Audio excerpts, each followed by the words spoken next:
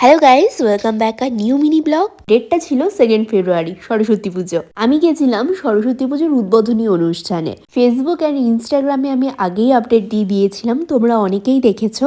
আমি গিয়েছিলাম শ্রীরামপুরের মাহেশের মন্দিরের কাছে বাগদেবীর আরাধনায় একটি শুভ উদ্বোধনী অনুষ্ঠান অনুষ্ঠিত হয়েছিল। সেখানে ভারতবর্ষের অন্যতম চিত্রশিল্পী স্বপন দে মহাশয় তার উক্ত ছাত্রছাত্রীদের বিভিন্ন অঙ্কন প্রদর্শনী নিয়ে যে অনুষ্ঠান অনুষ্ঠিত করেছিলেন, সেখানেই তোমাদের ভালোবাসায় অ্যাজ আ গেস্ট হিসেবে আমি প্রেজেন্ট ছিলাম। তারপর সেখানে আমাকে উত্তরণী পরিয়ে মেমেন্টো দিয়ে সম্বর্ধনা জানানো হয়। আর সত্যি কথা বলতে তোমাদেরকে সেদিনকে স্টেজে আমি এই কথাটাই বলছিলাম, মাহেশের মন্দিরে আসার আমার বহু দিনেরই ইচ্ছে ছিল, বাট কোনো কারণে হয়তো আসা হয়নি। ও যে কথায় আছে না, কোনো জিনিস ধরো তুমি চাইছো বাট সেই সময় তুমি সেটা পাচ্ছ না, হয়তো সেই সময়টাই আসেনি। মন থেকে যদি কিছু চাও সেটা একদিন না একদিন পূরণ হবেই, শুধু সঠিক সময়ের অপেক্ষা। আমি আসা মাত্রই ফার্স্টে জগন্নাথ দেবকে দর্শন করে তারপরে স্টেজে এসেছি। তারপর তোমাদের সঙ্গে বেশ কিছুক্ষণ কথাবার্তা বলে আমি চলে এসেছিলাম শ্রীরামপুরের কিশোর যুবক সংঘ কমিটিতে।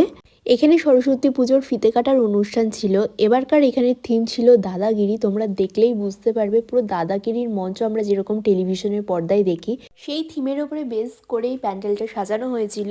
প্রতিমা দর্শন করে তারপর পুরো প্যান্ডেলটা ঘুরে দেখলাম, তোমাদেরকেও দেখিয়ে দিলাম। দেখে নাও, এই যে আমাদের দাদার মডেল এখানে বানানো হয়েছে। আচ্ছা, তোমাদের মধ্যে সেদিনকে যদি কেউ প্রেজেন্ট থেকে থাকো, সেটাও আমাকে কমেন্ট বক্সে জানিও। তোমাদের ভালোবাসায় এই সম্বর্ধনী অনুষ্ঠানে থাকতে পেরে এই স্মৃতিগুলোই আমার জীবনের গোল্ডেন মোমেন্ট হয়ে থেকে যাবে। জগদ্ধাত্রী পুজোতেও এরকম একটি অনুষ্ঠানে আমি উপস্থিত ছিলাম। তোমরা যদি বলো, সেই স্মৃতিটাও তোমাদের সাথে শেয়ার করব।